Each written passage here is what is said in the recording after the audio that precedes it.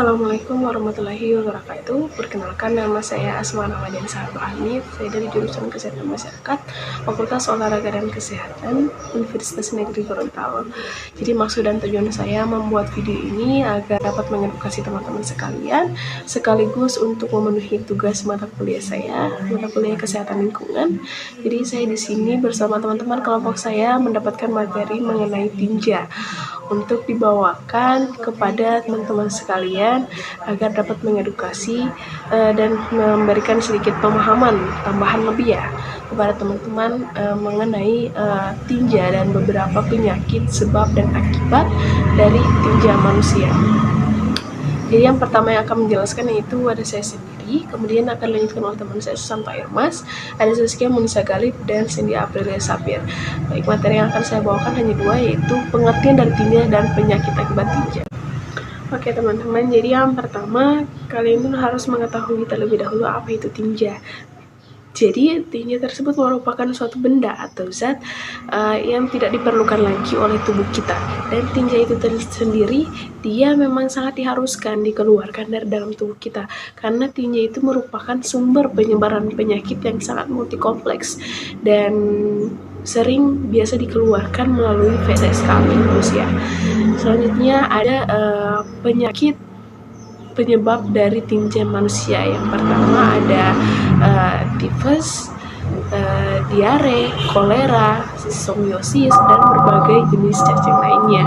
Oke, jadi itulah materi yang dapat saya bawakan. Selanjutnya akan dilanjutkan oleh teman saya, Susanto Irmas. Baik, apabila ada kekurangan dan kesalahan mohon dimaafkan. Wabillahi taufiq wal hidayah. Wassalamualaikum warahmatullahi wabarakatuh. Terima kasih. Baiklah, yaitu materi berikutnya persyaratan jamban. Di sini terdapat 9 poin, yaitu pertama, tidak mengotori permukaan tanah di sekeliling jamban. Yang kedua, tidak mengotori air permukaan sekitarnya. Yang ketiga, tidak mengotori air tanah di sekitarnya. Yang keempat, tidak terjangkau oleh serangga terutama lalat. Yang kelima, tidak menimbulkan bau. Yang keenam, mudah digunakan atau dipelihara. Yang ketujuh, sederhana desainnya. Yang kedelapan, murah. Dan yang terakhir yaitu dapat diterima oleh pemakainya. Materi berikutnya yaitu hal-hal yang harus diperhatikan dalam pembuatan jamban. Di sini terdapat 4 poin. Yang pertama yaitu sebaiknya jamban tertutup atau jamban terlindungi dari panas dan hujan. Yang kedua yaitu bangunan jamban memiliki lantai yang kuat. Yang ketiga, lokasi jamban tidak mengganggu atau pandangan tidak berbau. Yang terakhir atau yang keempat yaitu disediakan pembersih seperti air atau kertas pembersih. Terima kasih. Assalamualaikum warahmatullahi wabarakatuh. Perkenalkan, nama saya Zaskia Munisa Galip, kelas B semester 3. Saya akan membawakan materi tentang teknik pembuangan tinja. Teknik pembuangan tinja terbagi atas 2, yaitu yang pertama teknik pembuangan sistem jamban, yang kedua teknik pembuangan sistem aliran air. Terima kasih. Wassalamualaikum warahmatullahi wabarakatuh. Baik, materi selanjutnya yaitu teknik pembuangan sistem jamban yang terdiri dari 3 poin, yaitu yang pertama jamban tipe utama. Yang terdiri dari jamban tipe utama ini adalah jamban cubluk, jamban air, jamban leher angsa. Yang kedua, jamban tipe yang kurang dianjurkan yaitu jamban bor, jamban keranjang, jamban parit, dan jamban gantung.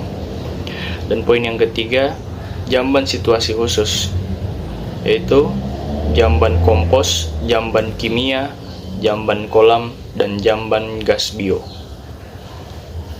Materi selanjutnya, teknik pembuangan sistem aliran air. Yang pertama, pembuangan dengan pengenceran di badan air yang besar. Yang kedua, penggunaan kolam pembuangan. Yang ketiga, penggunaan sumur peresapan. Yang keempat, penggunaan sistem tangki pembusukan. Terima kasih. Selanjutnya, septic tank. Septic tank atau tangki septik adalah suatu bak kedap air yang berfungsi sebagai penampungan limbah kotoran manusia, baik tinja maupun urin. Peraturan septic tank ini diatur dalam Peraturan Menteri Kesehatan Nomor 3 Tahun 2014 tentang sanitasi total berbasis masyarakat. Standar dan ukuran septic-tank. Yang pertama yaitu bentuk segi 4 dengan panjang kali lebar 2:1 sampai 3:1. Yang kedua, lebar minimal yaitu 0,75 meter. Yang ketiga, panjang minimal yaitu 1,5 meter. Yang keempat, tinggi minimal yaitu 1,5 meter. Yang kelima, ambang batas 0,3 meter. Yang terakhir, volume disesuaikan dengan jumlah penghuni rumah. Berikut adalah contoh gambar tempat pembuangan tinja yang diambil langsung dari beberapa rumah yang ada di Kota Gorontalo.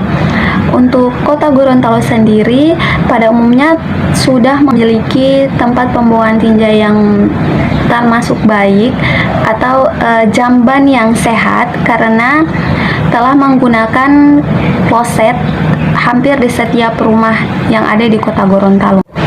Sedangkan gambar di atas merupakan contoh deretan jamban yang berada di tepi sungai, merupakan jamban yang tidak sehat. Contoh jamban yang tidak sehat ini berasal dari daerah yang memiliki kepadatan penduduk lebih tinggi daripada Kota Gorontalo sendiri. We got history, got me feeling the nostalgia when you look at me, thinking about what could have happened.